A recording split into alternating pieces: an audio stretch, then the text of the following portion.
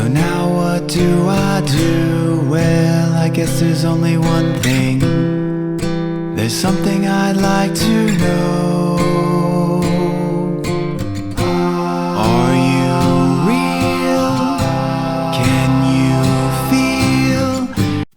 Hi friends, I'm Pray Vintage. My name is Linda. I'm an energy intuitive reader here on YouTube. I use spirit, my intuition, the tarot to communicate energies to you guys, fantastic viewers.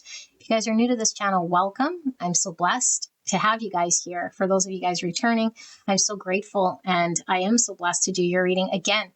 You guys are all very safe and welcome in this space with me today. I'd like to thank all my recent subscribers and those of you guys who have been super supportive of me and this channel and on your healing journey. I'm so grateful to be a part of this journey with you guys. So today's reading, we have 4 options to choose from. We're looking at a specific connection you have in mind and what is the blind spot?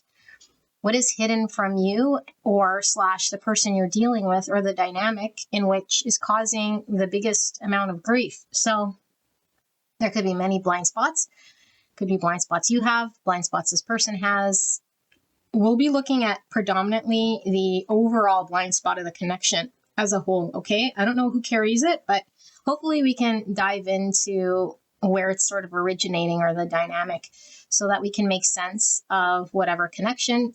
And this is always intended to provide healing either into the connection or away from the connection, depending on whatever makes the most sense for the greatest and highest good of both people involved in the connection. This could be any connection, although it might come through as an intimate love reading. Okay, you don't have to have an intimate love reading with this person. Could certainly be a family member. Take it into context, however you see fit, but the dynamic overall should be resonating with your connection. So 1, 2, 3, 4, I'll hold these up shortly. If you want to go straight away to your pile, you can do that. But let's take a look at the cards we'll be using. We'll be using the Shadow Work Oracle cards. We'll also be using the anagram, my favorites, which I've ordered a whole bunch of other ones as well from this shop, which is absolutely amazing. You guys have seen me use this before, for those of you guys who have been here. And then we'll be using the Blind Spot Oracle cards. I just recently got these, so we might be referring to the book after we intuit what's coming through. But those are the decks we'll be using, okay? So for option number 1, we have the Shuffle Tarot, Collection B. And I will put a link right here, if I remember, to the tarot flip through, so you guys can take a look at some of these decks if you're interested. I do have the card reveals for a lot of these decks, because I know some of you guys are tarot readers. And we have the Minachati Tarot for pile number 3. Sorry, this was the Surrealist Tarot for option 2, and then the Minachati Tarot for option 3. And for option number 4, we have the Tarot of Oneness. Okay, so use your intuition. It's absolutely fine to be called to multiple piles. Could be passing, present, future state. Could be a different connection pulling through. Don't force anything to fit. Don't assume what you're going to see. Keep an open mind, but do not make it fit. If it doesn't resonate, then just go check out another pile. There'll be specific messages for certain individuals, and those you don't have to fit into your story. You can leave those specific onesies for other people. But again, it's the overall energy in that pile that should resonate with your connection. Okay, so I'll put a timestamp below in the description box and in the pinned comment, and you guys can go directly to your pick, and I will see you at your pick.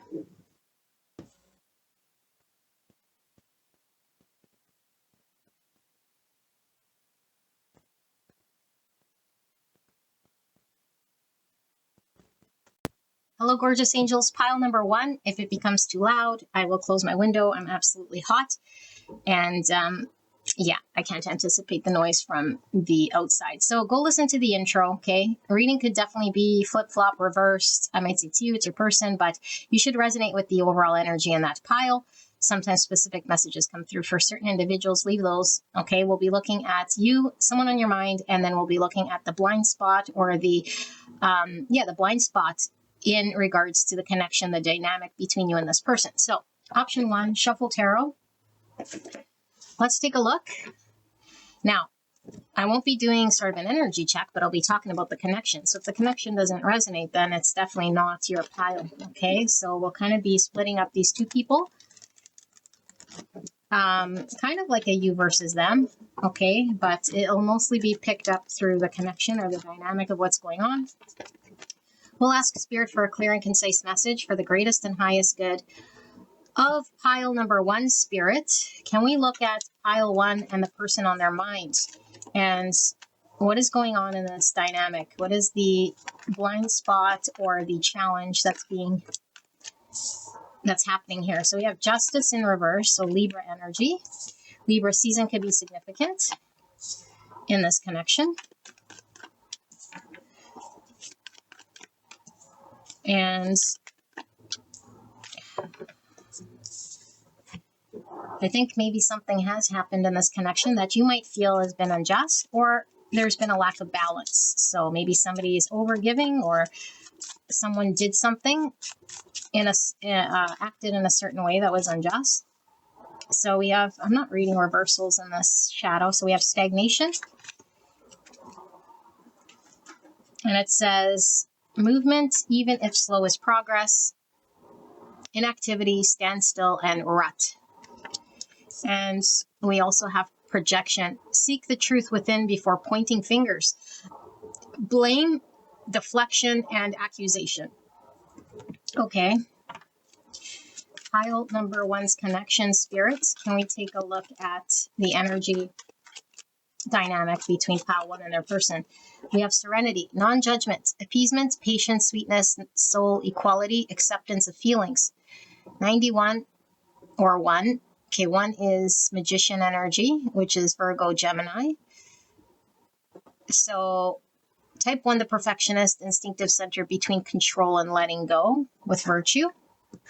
Interesting, non-judgment. Here we have justice in reverse, so we could certainly have somebody projecting some form of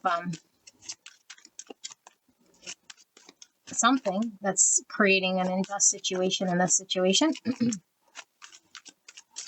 Pile number 1 in this connection, spirits. Feeling unidentified, misunderstood, insensitive, unseen, annoying, unimportant, unrecognized. Card 13 or 4. So with Scorpio and Aries energy, I am feeling this one as well. The individualist, emotional center between lack and abundance, basic fear, ego level. And we have protection, generosity, helper, love, listener, defender, fighting against injustice. Fighting against injustice. Interesting. 8 and 2. So 8 is Leo, 2 is Pisces. You don't have to resonate again with those signs, but it's the energy that's picking up through here. Okay, sorry. Just seeing where this fits. Okay, now let us pull these blind spot oracles. Clear and concise message for pile number 1. Now, before you look at the crime that I just committed, I wrote on these cards. I never, ever write on my cards, but you'll see why. Okay, you'll see why. Like, what the fuck is this? Like, I get you can intuit some of this, but no. So I had to write on these cards, okay? But it does come off. So once I get used to it, and I could read these intuitively, but it's completely different than what Teal Swan, who's the artist of this, has intended. And I do feel like the artist obviously has, their meaning for the cards should be taken into consideration. So there's a lot of this going on, but you'll see my writing. Okay. I know a lot of you guys don't care, but I care because, I don't write on my cards. So 66, service is a source of joy in which one pours from an overflowing cup, not martyrdom. Remember I said there was an imbalance here. Okay. Depletion, 71 or number 8. Okay, this is becoming very clear to me what's going on here. 50 with automation. Automaton, which is a form of automation, on automatic sort of program here. 50 or 5. Okay. And then not seeing the signs, 55. So lots of 5s. We have 3 5s. Okay, 55 is a master number. Change is the only constant. We have stagnation here and divinely orchestrated change. Okay, very clear message already, but let's take a look at the tarot and see what we get. So we have the Hierophant, Taurus energy. Okay, it's depicted with the Emperor here because this is the Shuffle Tarot. I specifically used it because it is very layered. We have the Hermit card showing up in the Knight of Cups in reverse. So Virgo energy. We have the 10 Cups here with the scene of the 10 Pentacles. 10 Pentacles could be the family card, the marriage card right by the Hierophant, so family. Okay, commitment. We see the 7 of Cups, and it is in reverse. This is the scene of the 7 Wands. Okay, and then we have Judgment, which again, we have non-judgment here. We have Justice and Judgment, which could tell me this is some form of karmic lessons of sorts. Judgment is in reverse. We have the Devil here, Capricorn energy. Okay, and then we have 7 Pentacles depicted with the scene of the 7 Swords. Okay, beautiful angel. Let me tap into this, although it's very clear, and let's get into your reading, shall we?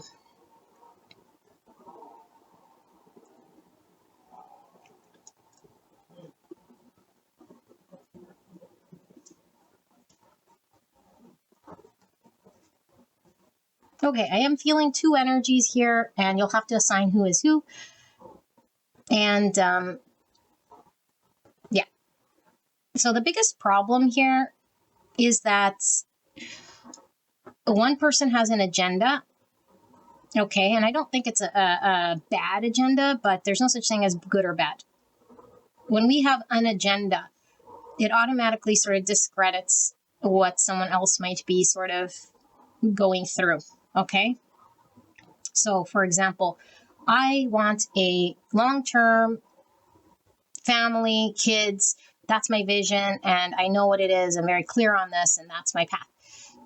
Okay, it's great to have an understanding of path of what we want, but when we have someone who might be in a different phase of life, sorting things out, it can create tension because it might create a misunderstanding of somebody saying, well, are you not certain about me? Are you not certain how you feel? Are you not certain, you know, like about the future with me in a way here that makes me feel like there's something wrong with me in some capacity. Okay, so I do feel that's really close to what's going on here. I feel like there's somebody here who has an understanding of what they want, and someone else here who seems like they're stagnant, stuck, or not wanting that.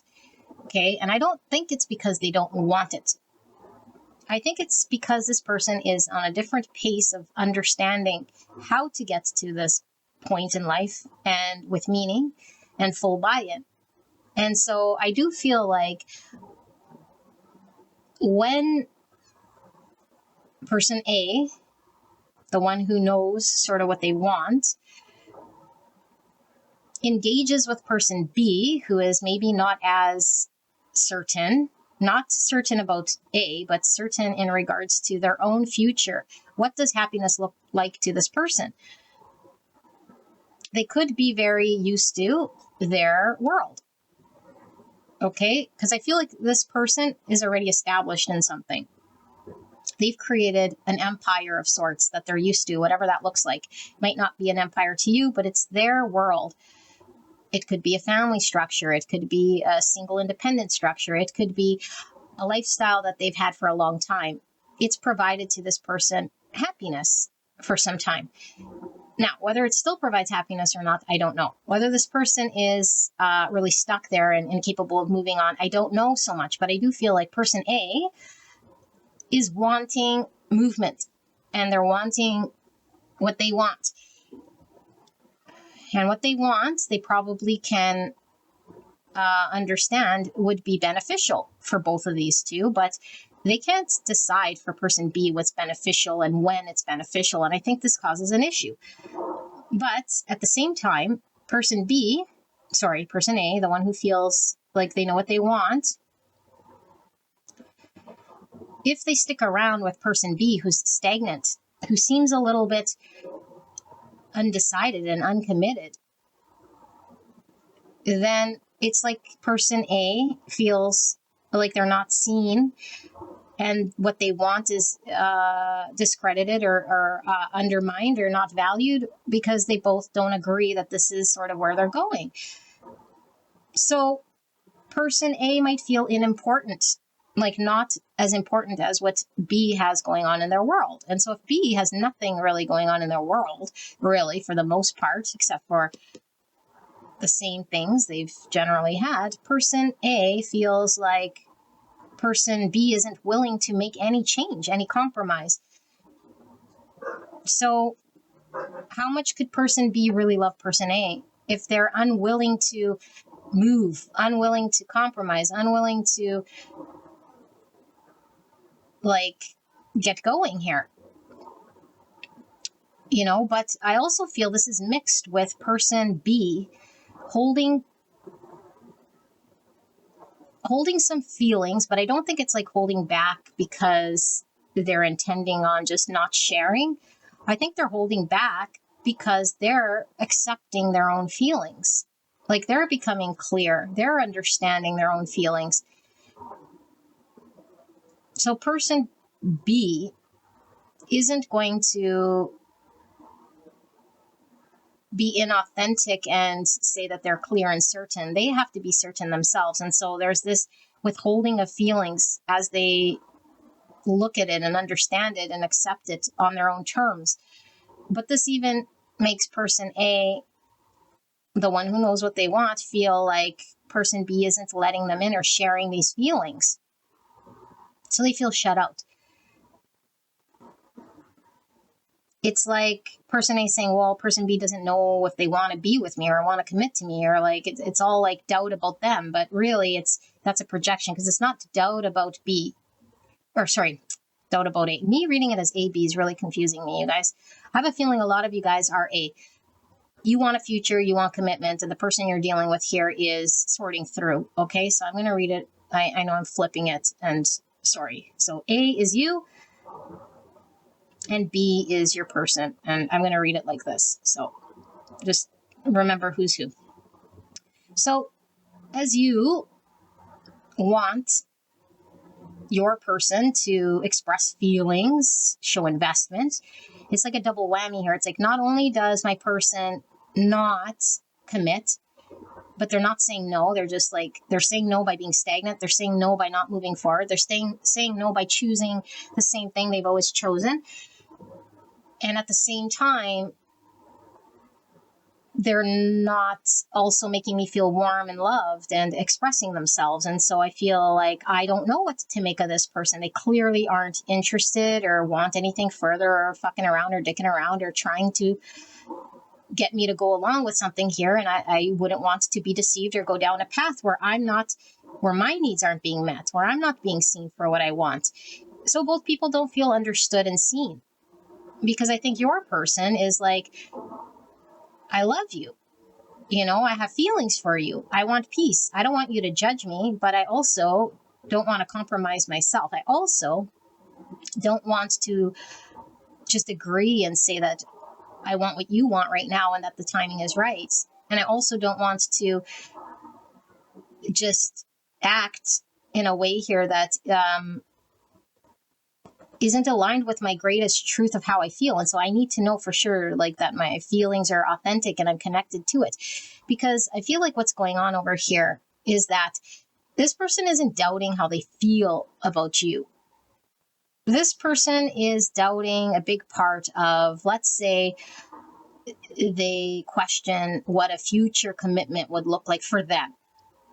And they've always questioned this, or always sort of couldn't sort this through ever. It's always been sort of a bone of contention or something in their world where it's like, most people get married, have family. Like, I don't know if that's a thing I'd ever do, want, or if it's aligned with me ever. And they've always been sort of in that energy. Okay, that's one example. If they've been like that, it's like, now here comes you, or anybody else for that matter. And it's like accepting feelings and sorting through and understanding what is why it is that they might feel the way they feel. And it could contradict deep loving feelings to be with another and to spend their life with another. And so we have these contradicting energies because one feels very strong about, what they thought their future would look like. And it goes against maybe how they feel, like wanting to share a life with you or something like this. It's like, I can't tell you, yeah, I want to share a life with you when it contradicts my idea of what I wanted for myself. There's these two contradicting worlds I feel that your person is sitting in. And they could be transitioning out of an old world, like I said. But I do feel like this has been a slow process. And I do feel like this person is slow to open up to you. And I feel like this person is warming up to an idea of a future commitment here. And I do feel like it's been over time that you have experienced this. If you haven't, then you're being sort of guided to understand that this process takes time, that this person would eventually, and we don't want to say, well, we'll eventually change their mind and stay with someone we can change. It's not like that. It's like showing compassion and non-judgment and space for this person to feel safe and figure out what they want is what's going to allow them to slowly sort through this. But person A, which I feel was you, might be getting very antsy because it's like, I'm going to stay here till you figure it out while you're withholding. Feels like I'm doing myself an injustice. It feels like, where could this go if you decide you don't want it? And it's like, I just, I played myself in some way. So I do feel like you, person A, has been maybe really trying to invest in person B and try to really sort of get somewhere that hasn't really been getting there. It's been stagnant. And I feel like you might be giving up. I feel like you feel slighted in some way. And I feel like for a lot of you guys, it is about, it's coming through as a marriage, but I think that's because it's like a future commitment, like a future vision here. And feeling like as long as this person keeps taking all this time, it's like robbing time from you, where you could be engaged in finding your own happiness with someone here and not being invested in someone who's uncertain. And so there's time dropping here for you, and it gives a feeling of anxiety and anticipation, because I feel like your person is really wanting to make sure. And of course they would really want to make sure, because they're not going to commit to something or get married or promise something here if it's not aligned with what they truly authentically want. Although it is taking very, very long, very long. And I think you've had to be very patient with this person.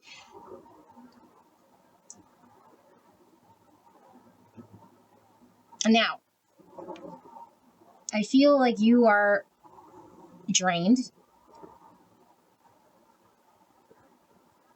And I feel like I'm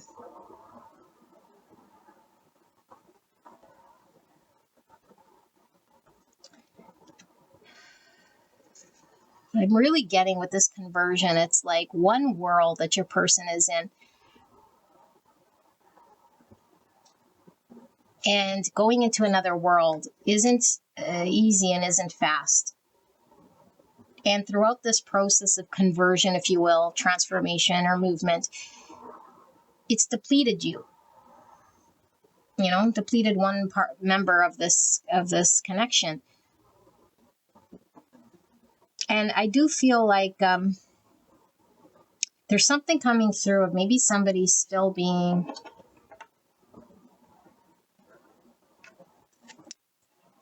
what's the right word?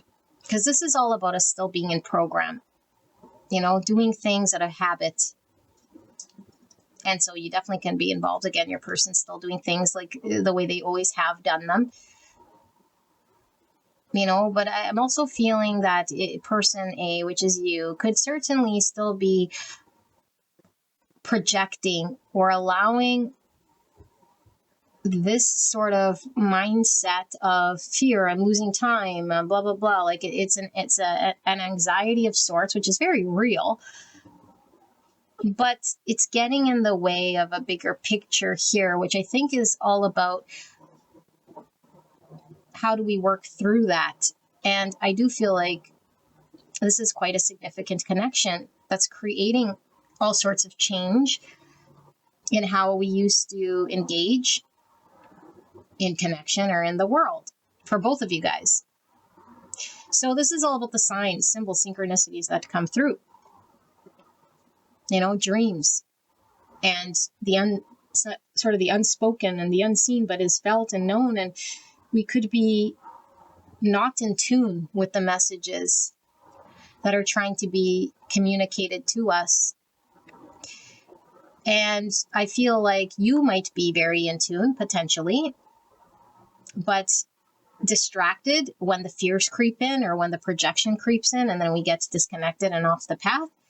But also the person you're dealing with could definitely be having to pay attention to these signs in regards to making massive change, because I feel like the biggest challenge here is the change that is required.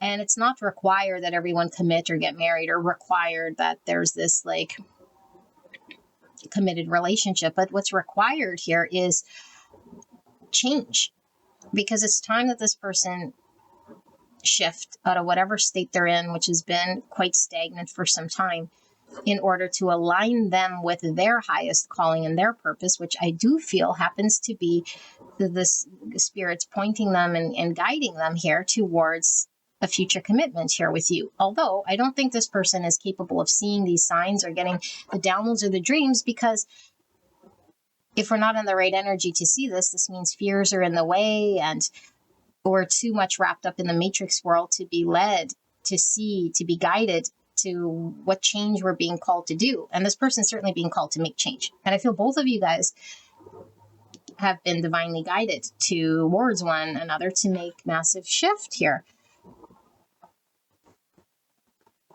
And I think that, this has been an ongoing thing that I feel has been slowly over time sort of depleting you if you've been trying to be patient or trying to wait for your person to sort of see the signs or see the light, so to speak. And it's really about this person understanding and connecting with the part of themselves that's honest about change, honest about where they want to see themselves, like without fearing that they'd have to maybe walk away or abandon what's no longer working for them. Just make change in that world. And maybe that world could be incorporated into the new world, but they're certainly maybe seeing it as this or that, And so I feel like Spirit is really talking about you being in an energy here of feeling like, should I give up? Like I have no more fight sort of in me. I don't want to have to prove or fight for this person to want this. They should want it. They should understand it and see it on their own terms. And that their emotions and feelings should be a natural thing that just comes out because they want what I want, and it should sort of flow a bit better here. But Spirit is really bringing to your attention here that what is sort of your timing and your understanding isn't necessarily the truth. It's a projection of when you think and what you think should happen and what timing, which is not necessarily this person's truth or reality, So there's your understanding and then there's this person's understanding, and there is a misalignment here. I don't feel like there's bad intention. I do feel like this person is the type of person that wants to make decisions and feel empowered to make the right decisions for them. I don't feel this person is easily bullied or swayed. I feel like this person is very authentic. I feel like this person does need to reflect more and go inwards and get still to really connect to that. And so if they've been distracted, then it just delays this process. So this connection could certainly distract this person if there's a lot of projecting, or if there's a lot of misunderstandings that are sort of getting in the way. It's not helping this person get clear. Now, this doesn't mean that you can't speak your truth or what you want, but I feel like if we're insensitive truly to where the other person's at, whether we agree with it or not, or think it's right or wrong, it doesn't matter. The insensitivity, the not understanding, this creates something against this connection. because it will make this person sort of be like, that's not the future I want to align with, you know? Like, why would I want to align with someone else's calling the shots of when timing for me is right, or getting annoyed if I'm taking too long, or not showing me the patience to, you know, sort of sit with my energy, however it is.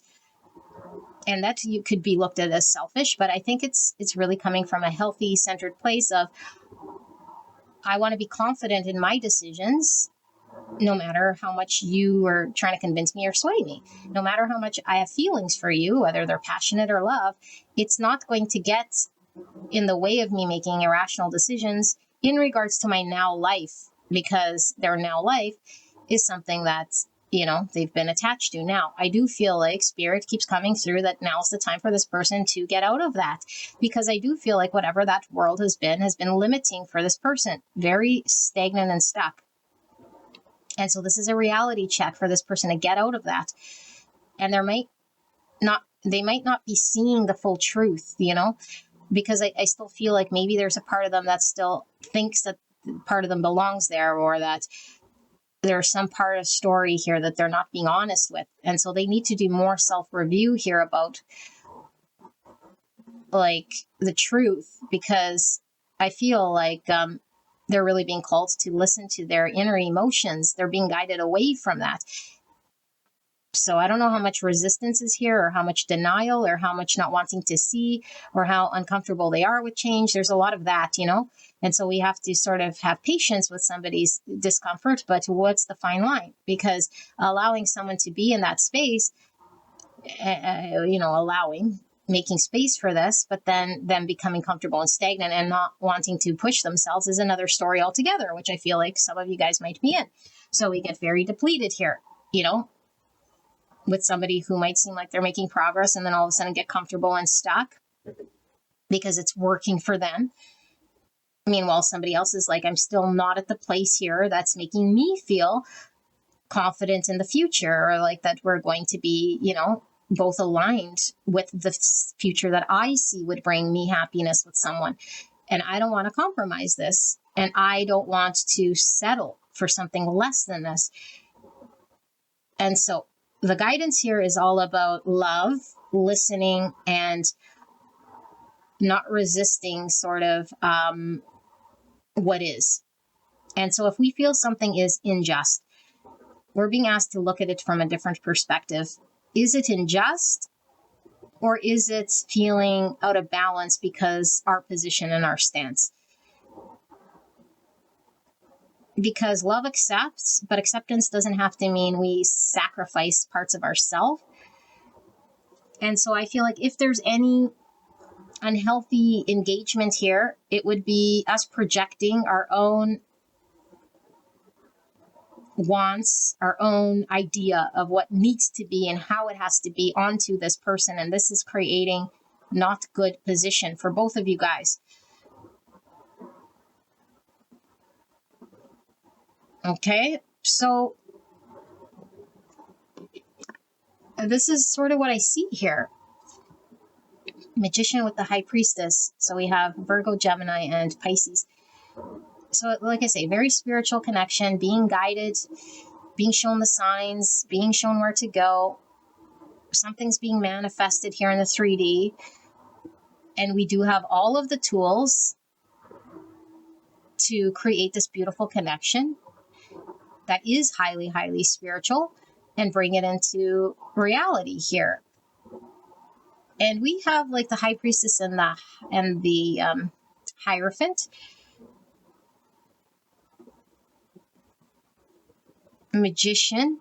Like, this is a very highly spiritual connection that I'm really tapping into here, you know? There's a lot going on in the spiritual realms, and it's like, how do we bring things into the 3D? And working on our own self-empowerment. There also might be big differences to overcome here, like different cultures, or, you know, you might be sort of in a different world here than this person is. You guys might be from two different sort of worlds. The 3 Swords in reverse. or the 3 Pentacles scene.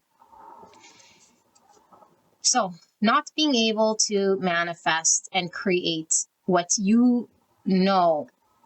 Okay, again, the projection, what you know to be the real, the potential of what can happen when you guys do come together is the pain. And Spirit's really talking about the true healing comes from going through this process. There's suffering in working through this because we understand, we start to see things, we start to see how we project, we start to see how to engage, we start to deal with certain parts here that are needing to be healed. But I do feel like the biggest challenge is we can't come together to build, and it's creating suffering for this connection, because your person might want to come together in a way here that isn't enough for you, you know, and just sort of settle there, or sort of want to be accepted there in their stagnant world. It's like, but then you're seeing it as what? Like, I'm leaving things of value here and being deceived in some way because you're wanting your cake and eat it too. And I'm sort of missing out on a bigger potential that you know. And so there's a lot of pain here in that. And they feel pain when you sort of say, well, you know, my way or the highway in some sort of way, or it must be this full capacity or full commitment or this, or else never mind. And it's like, I can't be with my person. And so there's sadness there. So either way, it's like, you know, how do we find that middle ground? So there is a need to be generous of spirit with how we are projecting our own desires and our own ideas of what should be and could be, because I do feel like a lot of what creates the disharmony could be stemmed from this fear that this person will not see the light, fear that I'll miss out, you know, in a future, fear whatever, fear driven. And Spirit's saying, switch it to love and acceptance. And it's like, allow this person space. That, like, truly, if we love someone, like, the best is going to come out of this person and this connection, feeling your love and your acceptance in your space. And again, doesn't mean you sit there settling. You move on with what it is that is right for you in front of you in the present moment, but not projecting into the future, and not sort of constantly living with that fear of anticipating what it can be and what it should be and who's going to come and what you'll miss out on. That's all future projections. The right here, right now is, am I seeing what's going on in front of me here? How am I feeling right here? Am I accepting what is right here? Because I feel like there's an in denial here. And that's really where the devil is sitting, is like, the devil sits in not accepting what we're seeing and not being honest with what we're seeing, and more fearing what it could mean and what it doesn't mean and what it should mean. And like, there's too much of that. And the energy's all off kilter. So if we're really listening to the signs, we'll be shown the way. Spirit will guide us there. And Spirit's timing, not our own egoic timing. So you are highly protected. This connection's highly protected. I do feel like your person, if there be, you know, has a good intention here, and it might frustrate you if they're sort of on a different page. And the only reason is because they are working through something legitimately that needs to be worked on their end, and it has no threat upon you. And if you're feeling threatened, then this is the shadow work that one must do. You feel unseen, unheard. You're creating misunderstandings between the two of you guys by driving a future agenda here that has nothing to do with this present moment. And it has nothing to do with you not wanting what you want. You could want what you want, because I think what you want is happiness for both you and them. But you can't dictate what happiness for them is and what that looks like. Trust spirit. Trust in the manifestation here. So, pile one, this is your reading. I hope this helped you. I love you guys very much. I'll see you guys at the next one. Bye-bye. Hello, pile number 2. You guys picked the Surrealist Tarot. Let's take a look at the connection you came here about. You and the person on your mind in regards to the dynamic, the blind spot going on in this connection. So I do suggest you go listen to the intro. Okay. You guys can swap energies. I might say to you and it's your person, vice versa. We'll see how it comes out, but we're looking at the major blind spot in this connection. So hopefully we can identify, whose is what and attribute it to that, but it's going to be the overall sort of connection here. So if this connection doesn't sound like what you're experiencing, then most likely not your pile. Okay, so let's ask Spirit for a clear and concise message for the greatest and highest good of pile number 2. If it gets too loud, I'll have to close the window here, so I'm dying of heat. Spirit, clear and concise message for pile number 2 in regards to the connection and what they're experiencing here in regards to the blind spot. The biggest challenge in this dynamic, are they not seeing or understanding, or their person not seeing or understanding this connection? Clear and concise message for the greatest and highest good. Please protect me and the viewer and this connection as I channel this message for the greatest and highest good. Thank you so much, Spirit. Thank you so much, pile number 2, for allowing me to tap into your energy, the energy around you at this time. I'm so blessed to be here doing your reading. So let's pull from these 3 oracle cards. The blind spot for this connection, the biggest challenge, clear and concise message, Spirit, pile number 2, and the person they came here about.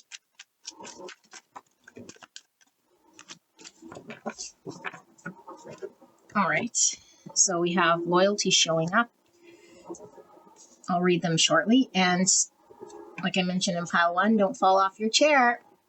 I wrote on my cards. I got these cards recently and I wrote on them. So don't freak out, because look at them.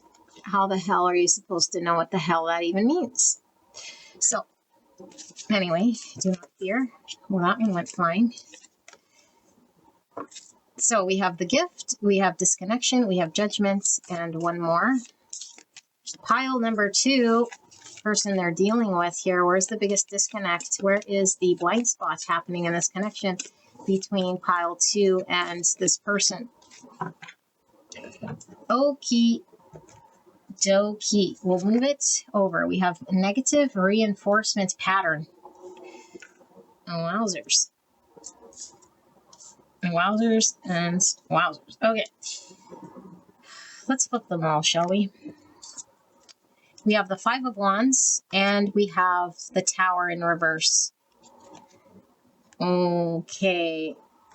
Someone's trying to keep something up that should be falling down, I feel here. Fighting. 7 Cups. 4 of Wands in reverse. 4 of Wands is my 1111 card. Could signify a twin flame journey. If you resonate, we have the Fool in reverse, Aquarius energy, Ace of Swords, my favorite card, aside from the Sun, Great Old Truth, Clarity, the Devil, Capricorn energy, not surprised to see that here, Page of Pentacles, and the Magician, Virgo, and Gemini. Okay, we have suppression, express, don't suppress, authenticity is freeing, restraint, repression, and censorship.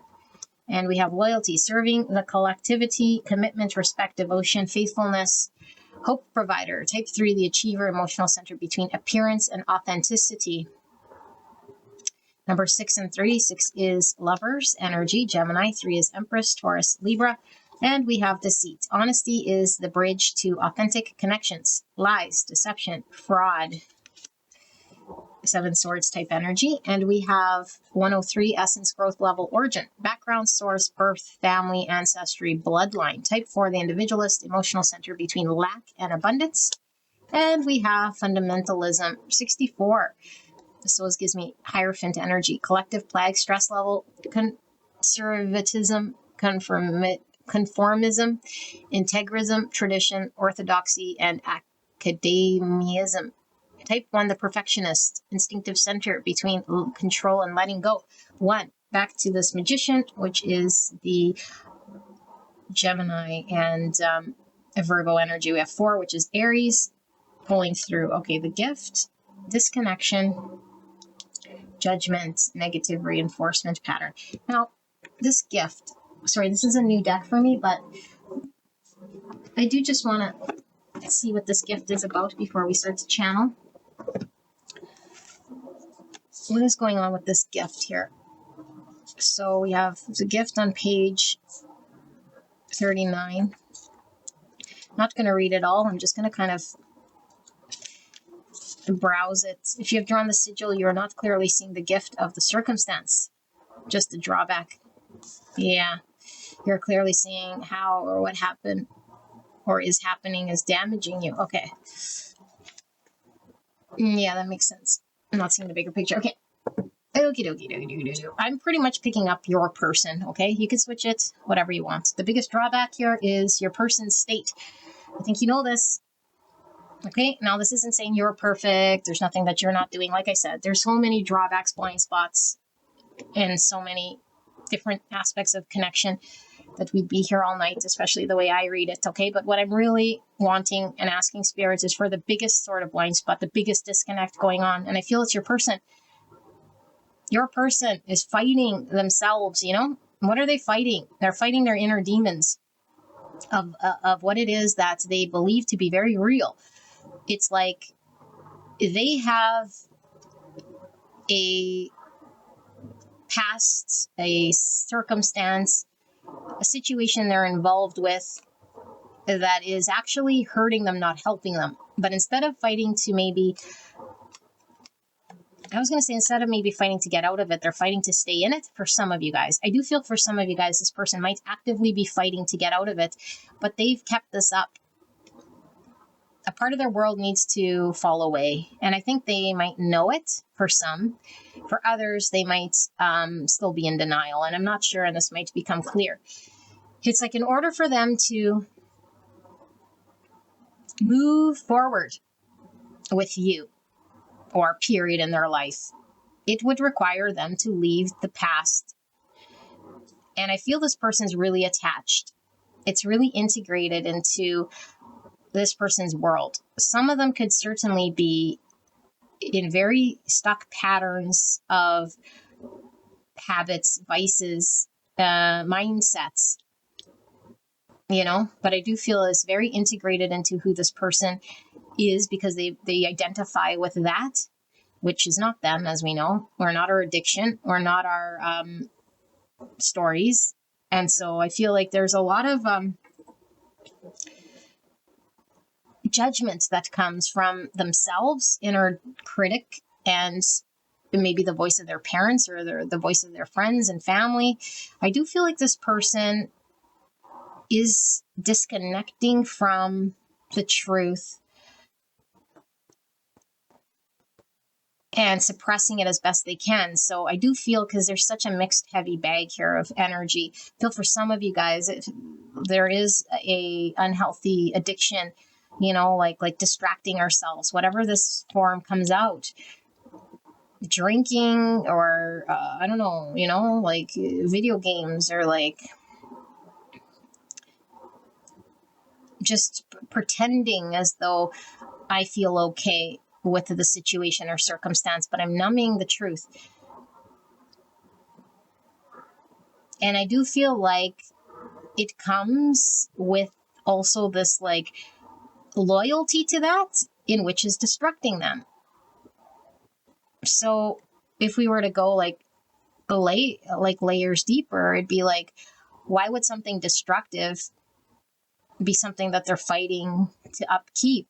And it's like, maybe they're not truly feeling worthy enough, you know, of welcoming a change. And I do feel like you represent this new beginning for this person. But instead of seeing the blessing, this person sees all of the downside of what this would mean. And right now, this person likes to stay in fantasy because they might not want to accept a big part of themselves. You know, they make a lot of judgment, and they're like, if I become sober in reality, let's say, okay, then I'd have to accept the truth about myself, and I would have to allow the false narrative to fall here. That's already shaky, by the way. That is already sort of needing to fall, but I've been maybe fighting my whole life to prove its existence. And so now it's directly competes against that narrative. So that's awkward. And it's like it goes hand in hand. This person can't build a structure with you, a new structure that's solid, that's rooted, that's stable. Can't come together with you without dissolving an already sort of situation. And they're really, really being called to have a new beginning in truth, not in baggage. And I feel like this person could certainly be acting foolish because what they're doing is getting the same results. So it could definitely seem very, very foolish. It's like you keep doing the same thing here towards reinforcing the instability of yourself or the world of yourself that is not healthy and not grounded and not productive and not building and not, but you're like chained to that thing, you know? I don't know necessarily that like it can't be enjoyable, but I think for some of you guys, what you see is this person making excuses, fighting for that thing. Their actions in the 3D supports their loyalty to this destructive thing. And it's like, are they that committed and devoted to that? But it's a big lie because it's not fulfilling. It's just creating this disconnect, you know? It's perpetuating this disconnect. So I feel like there's a potential of a new beginning sitting in the ethers for them to explore, which would be this connection, which would require this person to be here in the present and use everything to manifest in the real world. And they're choosing to be in fantasy, disconnected, you know, I don't know, sex, drugs, rock and roll, or toe the line of the religious commune that I live in silence in some way. Like, I don't know what the thing is. For all of you guys, is different. And lie to myself about how I truly feel, because there's feelings here. And these feelings is what's really getting this person to have a hard look at themselves and be honest with themselves. Like, they can't suppress the truth of who they are. It's like, if I don't look at it, it doesn't exist. If I don't come into the present moment, I could stay in fantasy and keep lying to myself and live this inauthentic life. Like, they're completely living an inauthentic life, towing the line of who they were in the past or who they're expected to be because of their society or the upbringing or that world. Even if that world is unorthodox, it's structured in their context because their family's like this, you know, or their world is like this, or their environment is like this. So this is some situation here that I feel is really like integrated into family and upbringing. It's like all of their examples have been, you know, I don't know, like alcoholics, if that's the case, or have been whatever example here that they're trying to be. And it's really going against who they truly are and suppressing their true feelings. And this person is fighting it. And like I said, like, I don't know, some of you guys, your person could be fighting against it, but it's really difficult to break out of these origins because I feel like we're seeing trees here and I feel like it's really rooted. Like, these roots go very deep. And we're only seeing the tree, and like, look how deep these roots are. Origin. It's like that family situation or that which was inbred in me. It's so ingrained and it's got me stuck here. I can't just pull it out. And so I don't know if your person's like fighting to pull it out or like fighting to protect it in some way, but it's also giving tower energy because it must be deconstructed. How do we deconstruct these roots? You can't even see them. That's a hard one. It's very difficult, you know, but the first thing is we have to be honest with what we are feeling. And in order to get honest, we have to get present and we have to come out of the disconnect of the fantasy. Because there is a heavy fantasy here, which doesn't allow this person to see the true options in front of them. Yeah, and I feel like this is where your person is sort of devoting themselves to, you know, like they're almost blindly devoted to committing themselves to serving that collective. And I feel like that their truth would require them to service their truth, would require them to service their authenticity, to free them.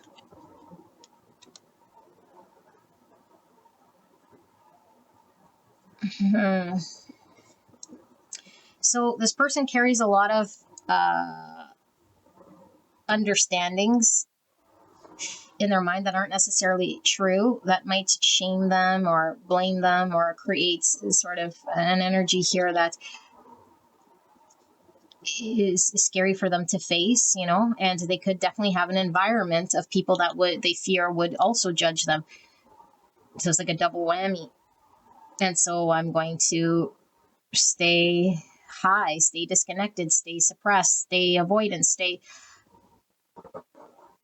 in this energy, but feel the inner conflict here when it creeps in on me that there's a reality that I'm not wanting to see. So I just want to dig in now just a little bit deeper into this for pile number 2's person spirit. Can we just see a little bit more here? What's pile 2 need to know about this? What does pile 2 need to know about this person to wrap up this reading? Is this person fighting to keep this alive, or they feel definitely very stuck? And they feel a sense of obligation, duty, commitment, devotion to whatever this is, you know, even if it's unhealthy. It's like because it's in the same lines as their father's father. Like, I don't know. It's unhealthy. Emperor in reverse. They might have not have had a good father figure in their world. It's like the shadow side of their greatest potential of someone who could do the orderly thing and stand up and be confident. It's like, I don't think they had a good, father figure here. 2 swords, Ace of Wands, Ace of Pentacles in reverse. So 2 aces, a need definitely for a new beginning. And we have the Page of Wands in reverse to go after their passion, which is being suppressed. And the Knight of Pentacles and the Sun. Wow.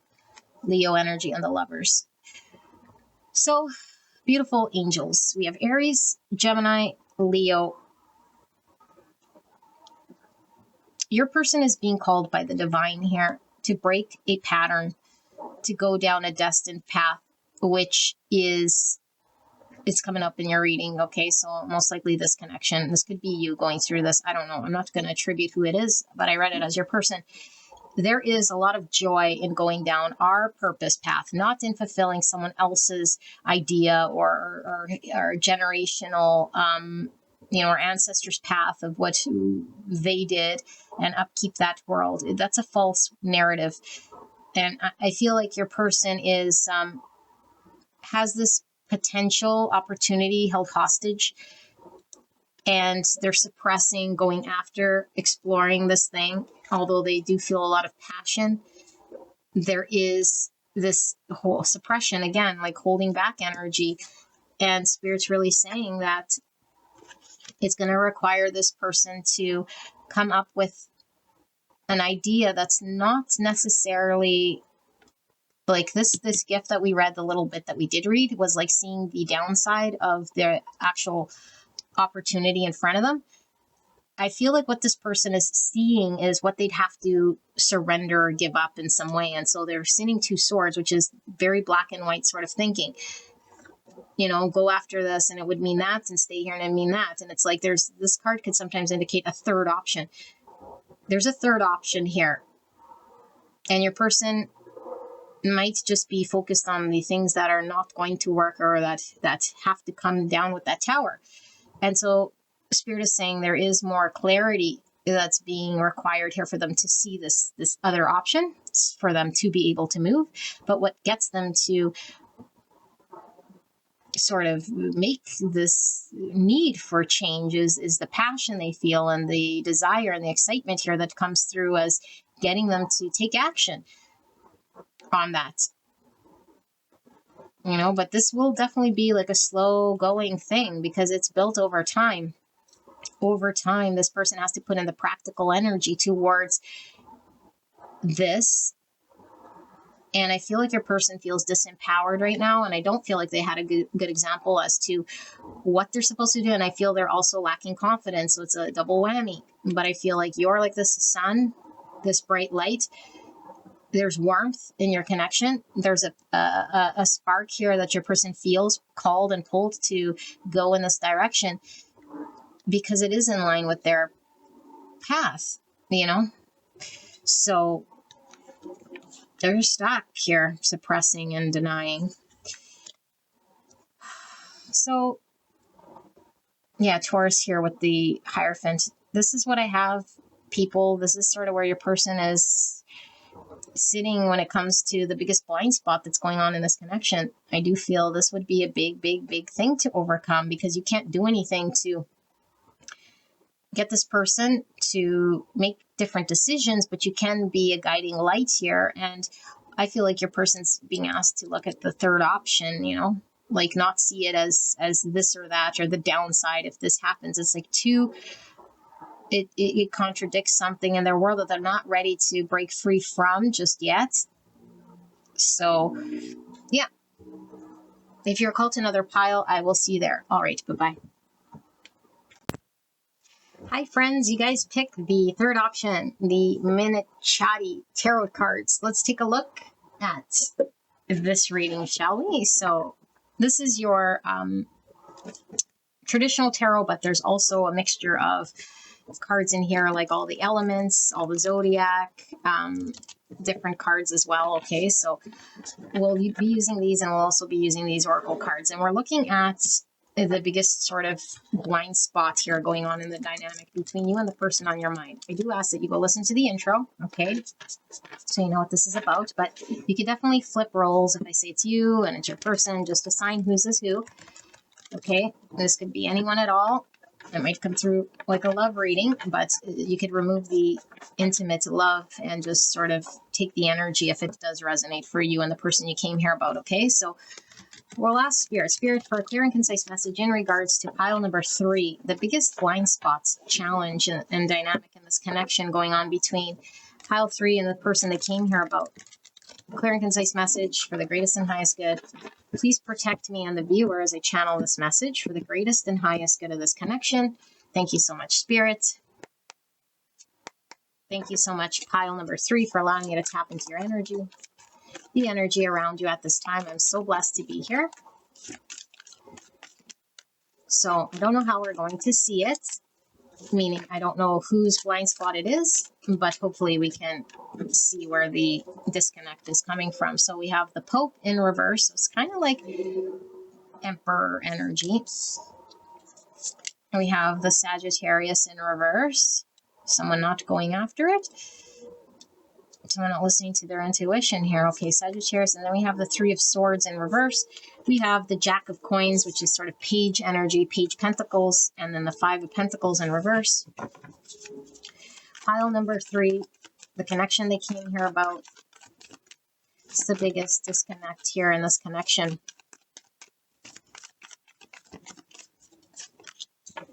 Six of Cups. Wowzers, that's my soulmates card. Person, place, thing of the past, inner child, past life relationships, and here we have the 3 Pentacles.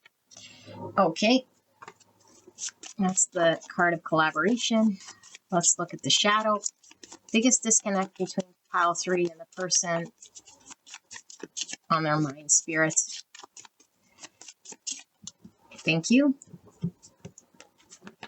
Biggest disconnect, blind spots between pile 3 and the person on their mind. What's this big blind spot about? Clear and concise message for the greatest and highest good of this connection. And don't judge me, but I wrote on these cards because they're crazy. Okay, they're absolutely nutty. So let's see. This is the Blind Spot Oracle by Teal Swan, but they're very difficult to read, so I wrote on them. Clear and concise message for pile 3 in regards to the blind spot, the disconnect, the challenge, what they're not seeing. Meaning, number 7, like, look at this card. Like, wowzers. All these arrows. My gosh. So card number 7. 7's giving me Chariot energy, which is Cancer. Could also be definitely Tower energy. Clear and concise message for pile number 3. So we have bias 49. All right. And we have scarcity and one more. Pile 3's connection here. One more. And what is the blank spot? The disconnect here. Depletion 71. This came out for pile 1. So I felt like I was going to sneeze. Let me flip these. We have guilt. Release the chains of past mistakes and embrace the growth they bring. Remorse, shame, and regret. And we have distrust. Faith in oneself can rebuild trust in others. Suspicion, doubt, and mistrust. And we have strength. Compulsion, ideal. Ego level 8. Strength, straight top, vitality, fight, power, control, courage.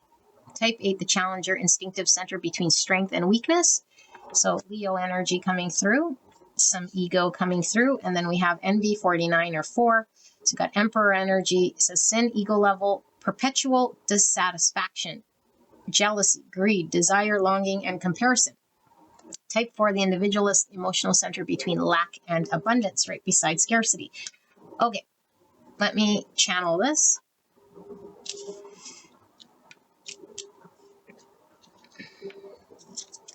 We have the hangman under that, which is Pisces energy, and it is in the reverse position. Okay.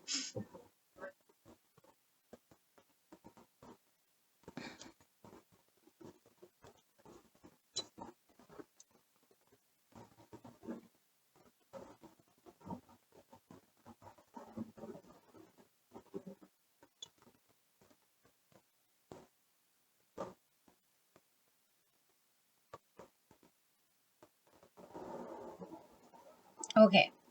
This is interesting because I only kind of feel one energy about this connection. And I do feel for a lot of you guys it could be your energy, but I don't know. Let's see what's going on here. There's like an encouragement here to change your perspective. Because I'll read this as your energy, okay? Just whatever, assign whoever, however. But I feel like you are in a mind of scarcity. You really are. Because the way that you're seeing this person's meaning in your world is only from one sort of way. And I do feel like, you know, you could certainly have like attributed like a deep spiritual sort of meaning to this connection or this person or this experience or whatever here. But I feel like you're really identified and connected with that narration of whatever it could be or should be. And there's this potential here. And it's like, if this person doesn't move forward and doesn't take action and doesn't do the thing here that makes you feel valuable or accepted, it's like you are skeptical and don't trust and feel left out. There's like this scarcity mindset. There's a whole bunch of doubt and fear and anxiety and distrusting this person and like all of this stuff that comes up from within you. It's like questioning, like, are they, won't they, can they, can't, like, who cares? Like, I know that's easier said than done, but all of that stuff is just your ego. All of that stuff is just your mind story. All of that stuff is, we would say, natural, but this is what you're being encouraged to identify. What are we telling ourselves in our mind? It's all coming from a place of lack and scarcity. And it's really driven by how this person engages or shows up or how successful this is or isn't. And that's what's going to create my happiness. That's what's the cause of my suffering. That's what's going to make or break, you know, my future if we can work together and create this thing. And that's a hangman in one position. You have an idea or an understanding of what you can build with this person. And as long as this person is misaligned to that, you feel let down and distrust for them and all of this stuff. And really this is stemmed from a deep, deep sense of and need to look at yourself. Being fulfilled within self, because I feel like there's a need for control, controlling outcome, controlling how this person engages. And so this is instilled over time, and this has released the chains of the past mistakes and embraced the growth they bring. Meaning there's a lot of impact that the past has in your engagement here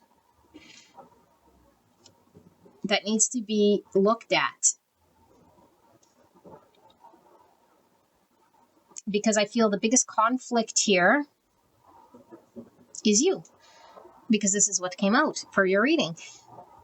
And once you're not battling yourself, really battling your ego, then this connection can build to something.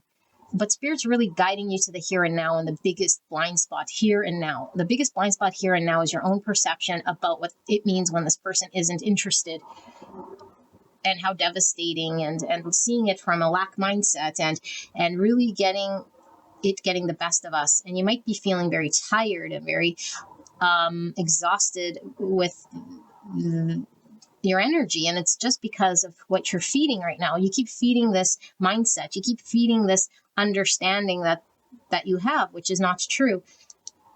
And so you're going to hit a point where you can't feed it no more, because you're completely depleted.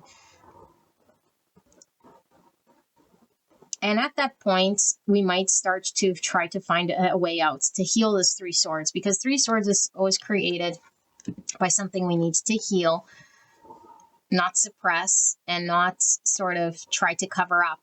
Like, this didn't work, and now I'm going to go, instead of heal from it and understand it and resolve it and let it go, I'm going to go to my next relationship, or try to make myself feel better, or get this person to make me feel better. It's like, no, that's not actually the right answer. This is just stemming from you finding a quick fix to what you think would help you. And so I feel like there is this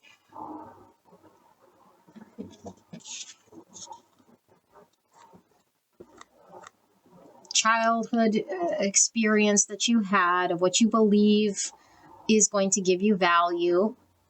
And when it doesn't show up in that fashion, or aligned to that fashion, or is visible to you, you automatically feel less than, or like it's not making you feel okay with yourself. And this has nothing to do with yourself.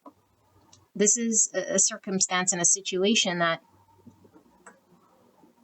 is going to unfold however it unfolds in reality, that is out of your control. You can't control this into action. You can't do anything in this situation that's going to change outcome. And it's like this for a reason. Spirit doesn't want you to have any control on how this manifests. Spirit just wants you to overcome this scarcity mindset, this feeling that if you're not accomplishing an outcome that you see with this person, that means you're insignificant, or that you are less than, or that you won't be able to build something, because that's far from the truth. And I feel like you're really, really like stuck to one mindset here. And maybe not even willing to consider a different mindset, and making reasons or excuses that this is the only way that it would work, or that it could come together, which is making you further apart from this, because you're further from reality. And once you get into reality and accept what is, it might hurt, but then you can process the hurt. And once you process the hurt, then I feel there's a reunion, or a coming together. Things flow better. We've overcome the guilt, the pain, the distrust, the ego.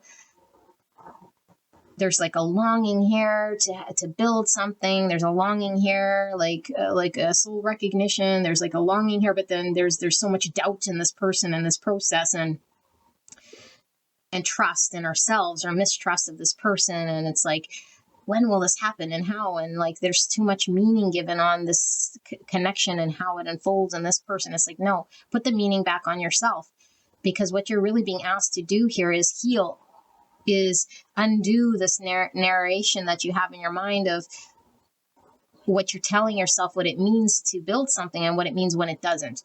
That's what needs to fall away here. And this is why you're very depleted, because all your energy is going into the illusion, feeding that limited mindset, that scarcity mindset. Because I do feel like this person is probably not somebody here who's showing a level of commitment, you know, and maybe it's like also we're losing faith in the divine, and we're losing faith in the process. And it's like, the more it doesn't come, the more I like lose hope and trust. And it's like, it has nothing to do with that and everything to do with yourself. That's what needs to be healed. That's what's going to align you to this potential. That's what's going to bring you together, because I feel like a lot of you guys have a longing for this person. So there might be a need for like some form of reconciliation or soul coming together here, because how can you build if you're not together? Which is true. But at the same time, it's like you can't come together if you're still in an energy here that Spirit says hasn't overcome this distrust, hasn't overcome the scarcity mindset, hasn't identified your own ego. And it takes a lot of courage to just accept things as they are and feel the heart pain here, because I feel like this pain is really one of accepting what is and not being comfortable with that, you know, and feeling like we need to control or do something. It's like, no, that's what you need to release.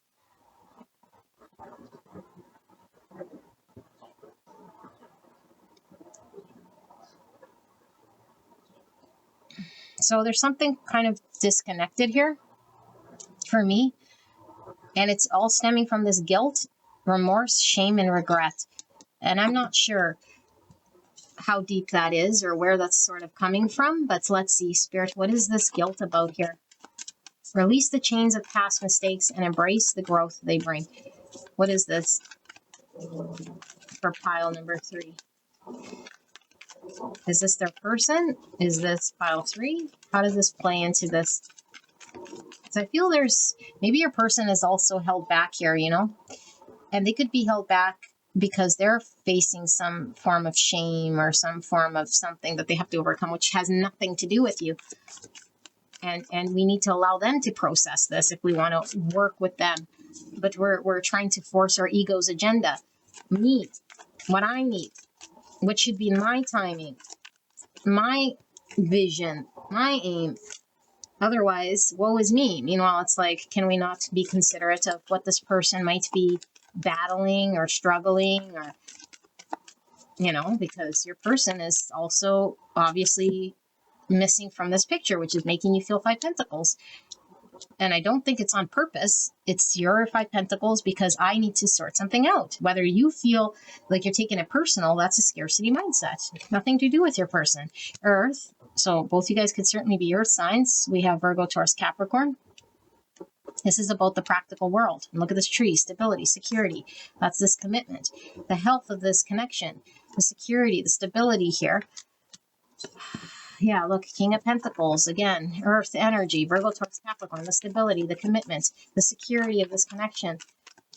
I feel your person is battling right now, you know, with their ego.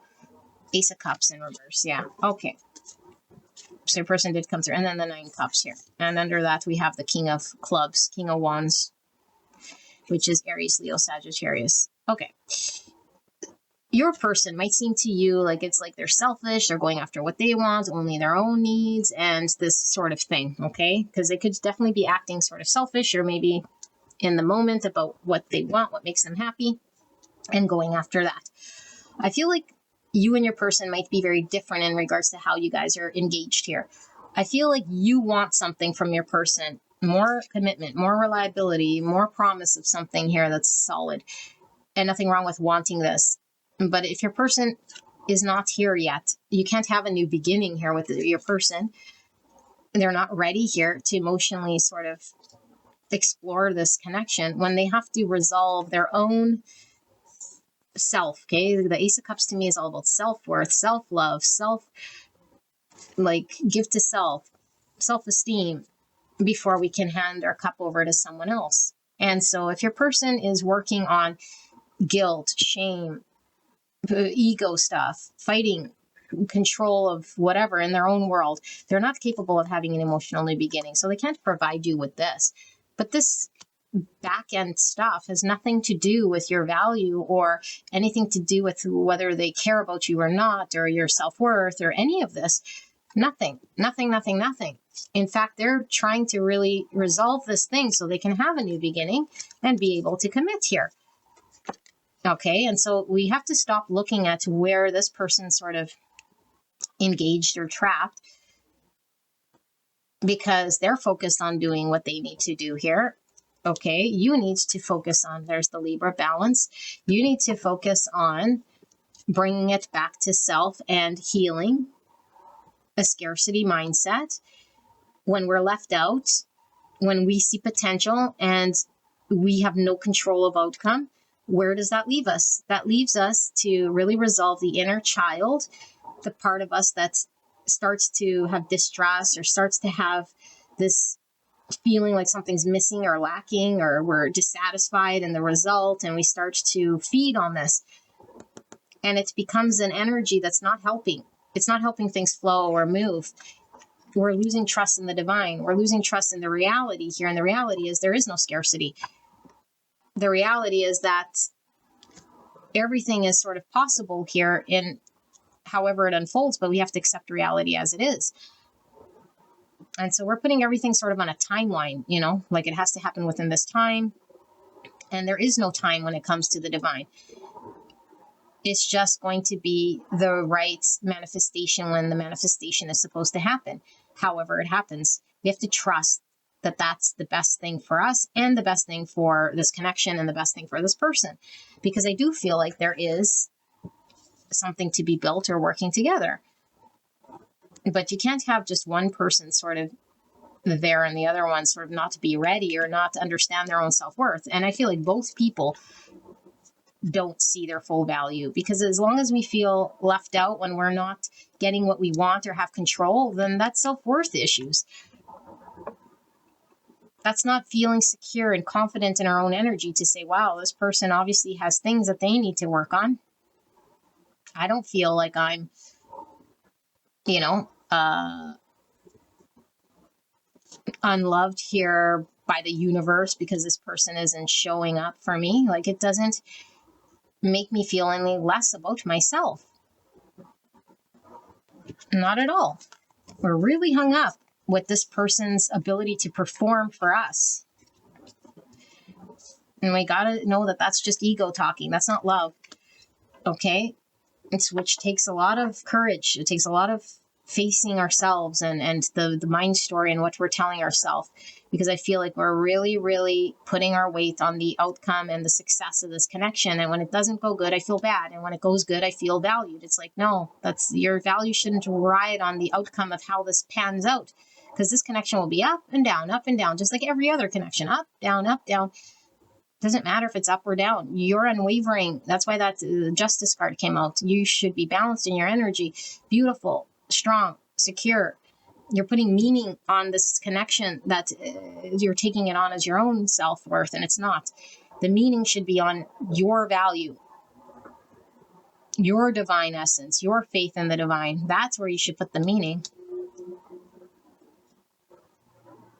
And I do feel like there's an energy here of seeing this person in a certain way and then being biased. It's like, yeah, but if this person liked me,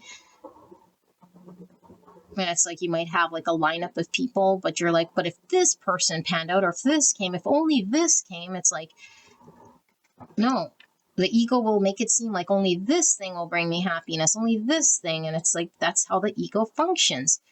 Because you'll get there and you'll never be happy, because then there'll always be something else to strive for, someone else. The novelty wears away. This person isn't perfect. The thing we thought we'd feel, we don't. We might for a second.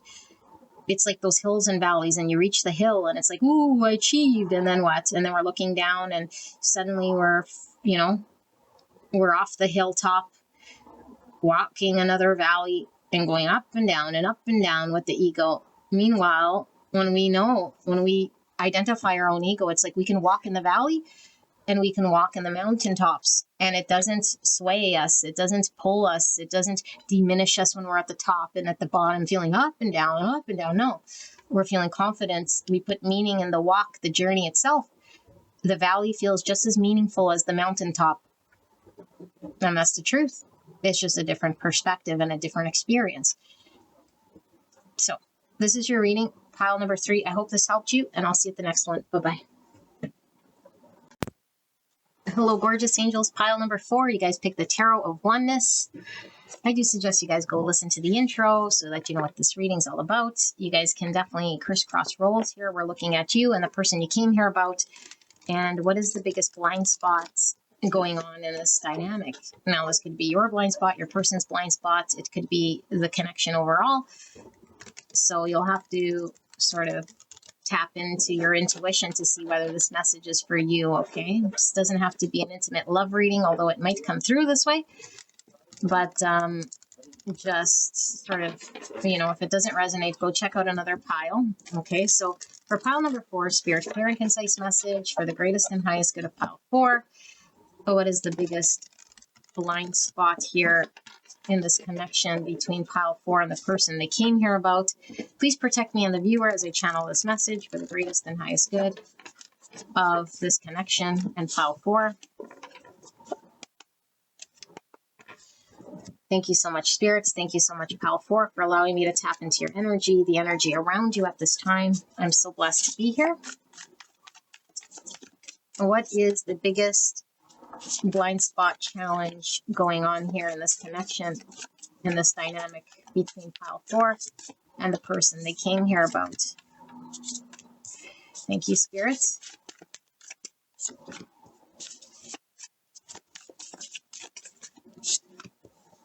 Okay, let's move these over. I'll reveal them shortly. I'm going to pull some oracle cards as well. Pile 4 and the connection they came here about, the blind spots, biggest challenge. Now, this doesn't mean that you and this person don't have other challenges, okay? But this is sort of the biggest blind spot going on in the dynamic currently at the time that you're watching this reading. Okay, so now I just recently got these cards. These are Teal Swan's blind spot oracle, and I wrote on them. So I know I don't like writing on my cards, never have, probably never will, but these are really intense sort of cards here, and you'll see what I mean. Very difficult to channel because the imagery is sort of seen here. So biggest blind spots, pile number 4, spirit, and the connection they came here about. What's the biggest blind spot?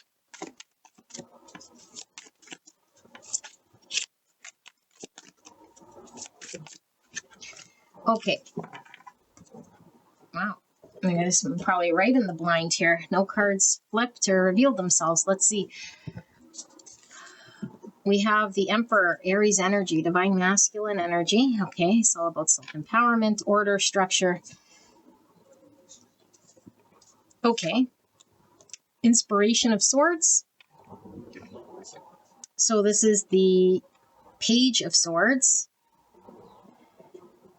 Page of Swords, okay. An understanding, a beginning of understanding or learning. We have the 2 Swords. Indecision. The 4 of Pentacles, holding back or holding on too tightly. Inspiration of Wands. So 2 pages, Page of Wands. Okay. And we have the embodiment of Pentacles. This is the King of Pentacles in reverse. Virgo, Taurus, Capricorn. And we have the 8 of Cups in reverse. So a need to walk away. In this case, a need to cut cords to something that we might be emotionally still involved with, but it doesn't emotionally fulfill us. That's where we might be stuck. Okay. And we have the Empress. Oh my goodness. Look, the Emperor and the Empress, divine counterparts. So the Empress is all about giving and receiving love, abundance, compassion, divine feminine energy. And under that, we have the 10 cups. Oh my goodness. So full emotional fulfillment between 2 people, a happily ever after, long term. Okay. Let's take a look at this. So we have regret. The past cannot be changed, but the future is still in our hands. Remorse, sorrow, and rut. Yeah. And desire. Harness its power to manifest dreams, not delusions. Longing, yearning, craving. My goodness. And we have 40, fixation, ego level. Melancholy. Wistfulness, sadness, gloom, spleen, depression, perpetual lack. Type 4, the individualist emotional center between lack and abundance. This is giving me a 4 of Cups meets 6 of Cups sort of energy. Also got Aries with the 4. 4 is about stability, which is the Emperor, and this King of Pentacles, which is in reverse here. All about stability and security. We have Temperance, Sagittarius energy. Card number 7, virtue, growth level, moderation, sobriety, realism, restraint, simpleness, rooted hope. Type 7, the enthusiast thinking center between pleasure and pain. So temperance energy. And we have envy. This came out for pile number 3. 49, sin, ego level, envy, perpetual dissatisfaction, jealousy, greed, desire, which we had desire somewhere here. Yeah. Longing, which we had here. Comparison. Another 4. 4, the individualist emotional center between lack and abundance. 4 pentacles. Okie dokie. We have bias. This came out for pile 3, 49. We have the bubble, 27. So seeing things from our own sort of point of view. It's like a reverse hangman here. Okie dokie. And we have transcendental escapism. Oh my goodness, 72. The number 9. We have 2 9s here. 9's all about fulfillment, completion. It's also hermit energy I'm getting. Okay, Virgo. And then we have limits with 31, or another 4. Lots of 4s. 4s are all about structure, foundations, planning, stability. Okay. 4 is also death energy, which is a release and a transformation. I'm really wanting to see something here, and I'm not quite sure what. We might get there. Okay. If I need it, let me channel what's going on here first.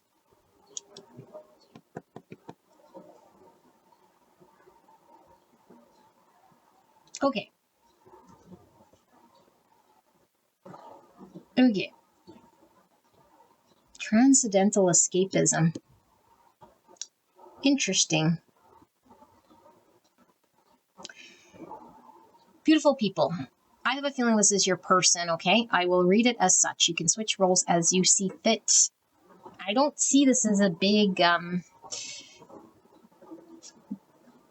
blind spot so much as I do see it as the biggest challenge that's going on right now. And it kind of, actually it is a blind spot. Blind spot on your person's end, okay? Obviously, I mean, I don't know why I said it's not a blind spot. It kind of is, because your person is stuck in a reverse hangman, which creates all sorts of limits, limiting themselves from what is possible for them. Because as long as they see things from one perspective, they're creating limitations, and they're telling themselves certain constructs of what can be and what can't be within their parameters, or what they can do and cannot do within this connection. But having these sort of limits in this mindset doesn't take away or diminish any truths or feelings, or anything for that matter. I feel this person with all of these 4s, there's a couple of things coming through. I feel this person is the type of person that is very stagnant and, you know, fairly structured in their world already. However, that might come through for them. Okay, but I feel like 4s are fine for stability, but it keeps us complacent. And so I feel like there's a need for change and release, and I need to welcome the 5s.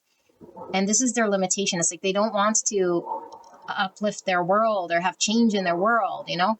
And I feel like you might want stability from this person with all these 4s. This might be a thing, you know, like you want to experience a life with this person or be welcomed into something stable and grounded. There's definitely a potential here that I'm still feeling your person sees, but you might agree that there's a 10 cups potential emotionally between you and this person, that you guys are meant to sort of create this family type situation. There's emotional bliss, and there's an understanding that you bring emotional happiness to each other that can be in the future. But they see the emotional aspect, but then when it comes to the practical and when it comes to like what it takes to get there and what it would involve of them and of their world, I think this person is telling themselves all sorts of reasons why it can't, or at least under one understanding of themselves that won't allow them to see what would need to change and shift, what would need to be let go of. So they might understand what they'd have to walk away from, but are either too emotionally wrapped up in that, or they might be in the process of releasing, but still in that world. But whatever that world is, it's not emotionally fulfilling, so they say here, at all to them, because I feel like there's a comfort, there's a level of stability that comes in that world, but it's nowhere near the amount of emotional happiness you bring to this person. And so there's two worlds at odds here, you know? And so this person is like seeing this and being like, man, like I'd have to give up my emotional happiness here with this Empress. I'm assuming your person's the Emperor. Okay, you could flip roles, like I said. And it's like they might have sat here trying to figure out, again, these two worlds at odds. One is the world that I know, and then I'd have to give up my 10 cups and just maintain that.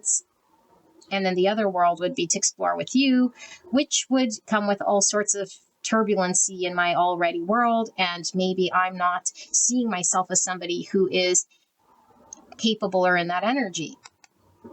You know, like this is someone who might not be as reliable or grounded or stable or capable or confident or financially ready. Something in their world, a resource, something in their world is saying, I'm lacking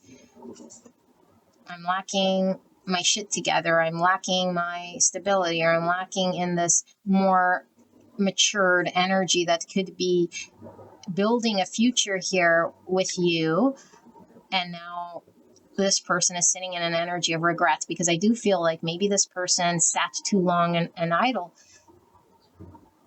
And so the 2 pages here do talk about like a learning stage, a beginning, a beginning understanding.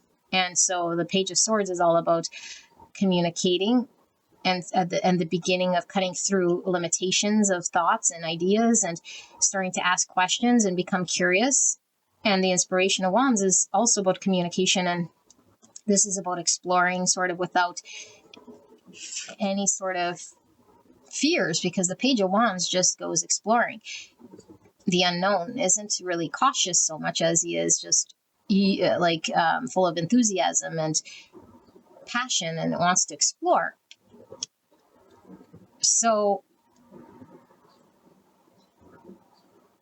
I feel like your person has been held back and really hanging on to the world that they know, not wanting to move from there or give it up, but feeling very pulled to explore this world and understand more about maybe what energy that they can be in or contribute here, or what's within their power.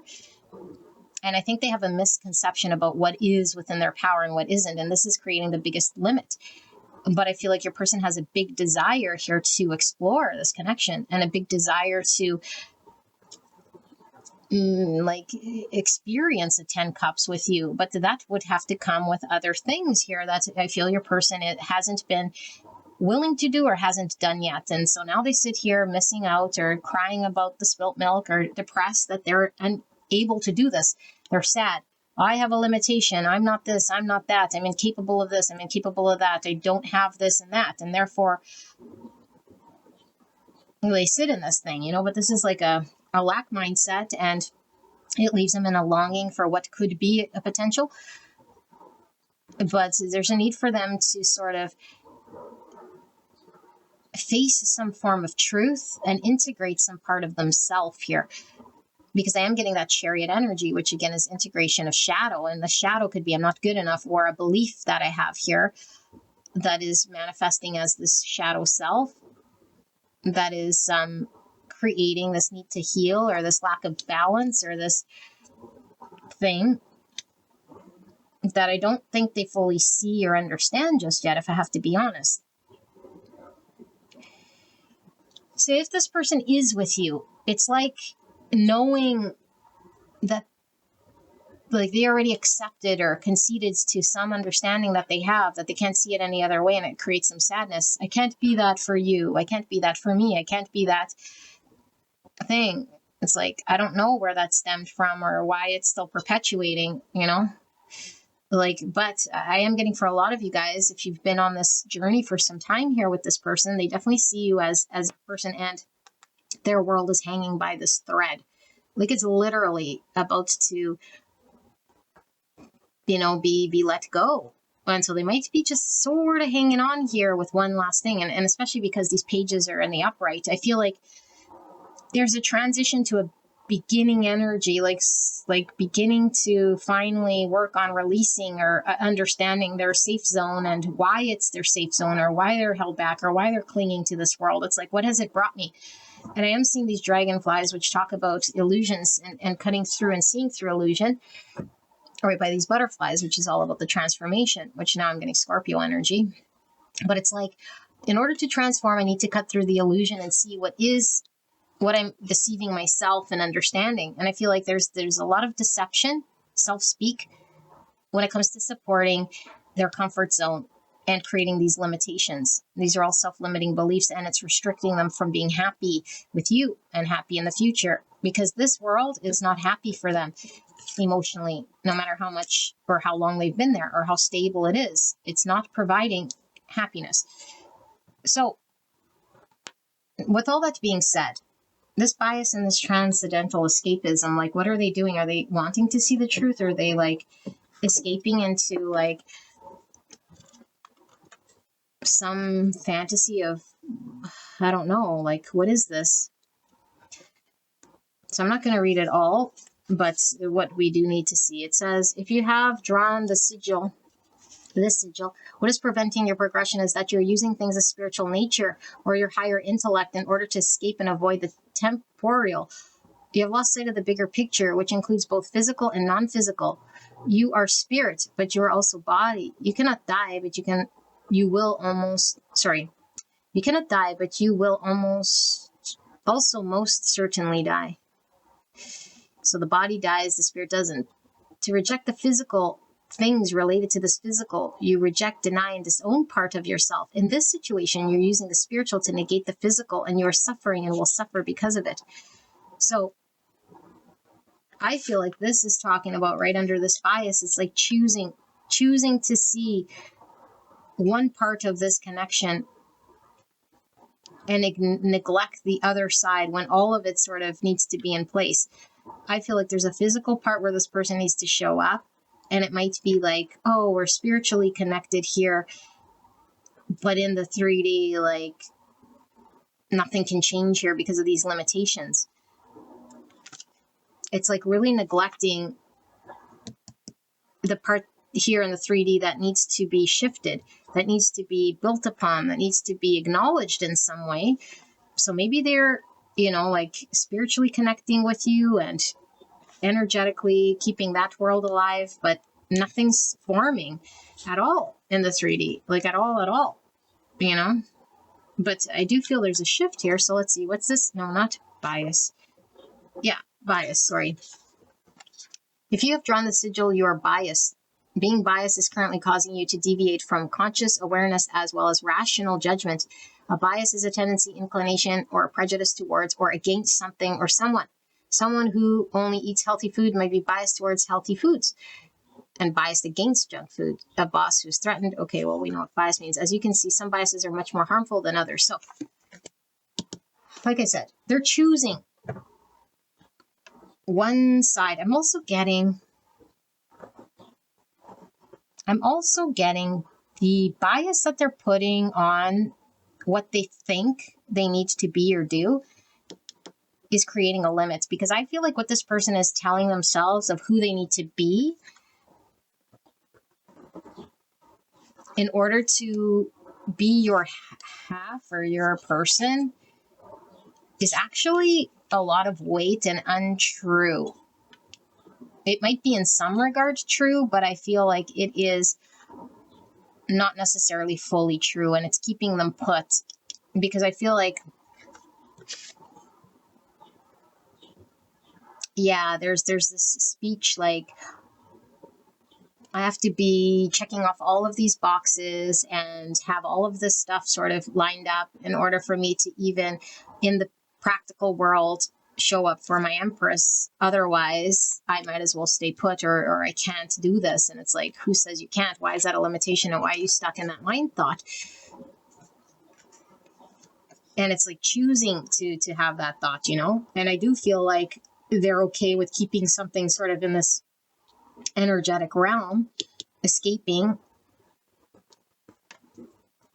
and then feeling sort of bad and just sort of longing for this change. And it's like, no, they gotta completely detach themselves and walk away from the thing here in order for there to be a shift, but they're hanging on to that world. And so if this is you,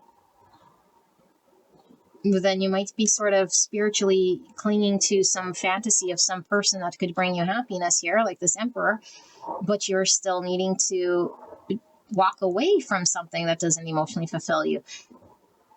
And you're sitting here sort of at a crossroads. But the future is in your hands, like this says, but we have to make different choices here, and we can't just sort of see what we see and stay there. Look, 2 cups. Emotional balance between 2 people, and one sort of lifting the other person up here. And I'm getting pinky promise here as well. So maybe there's an understanding here in the spiritual realm, you know, that I'll help you, or I'll support you, or I'll be here for you, or I'll help you out of this dark place. And this person needs lifting out, or this connection is pulling someone out of their typical sort of MO stagnant place of where they generally hang out, I guess. And this connection's like, step out of that, come out of that. Like, yeah. Well, that's interesting. Present moment. So present moment is all about what's in front of us and not about what we can build in the future or what has happened in the past. It's all about what is going on right here, right now. And I feel like this person could certainly be, you know, escaping into how they have to be or what needs to be a thing. Meanwhile, it's like, just deal with the present, allow themselves to unfold and let things unfold as they do in this present moment, you know? And if this is you, you could be dreaming of a future here and keeping that going rather than dealing with the present moment of cutting cords or walking away from situations in your world that are no longer a place where you're going to have growth and start to really develop this. You know, this means waking up to the present moments, not dreaming of a fantasy of where you could be and then feeling depressed that it's not happening, you know, because you might be dreaming of a perfect partnership here, you and your emperor, or you and your empress, you know. But I feel like this at the bottom of the deck is really talking about feeling empowered to make the changes, to bring in that structure and that commitment you want. That's in your hands. It's not in no one else's hands. So this is what I see, pile number 4. I hope this helped you guys. I love the readings for today, and I will see you guys at the next one. Bye-bye.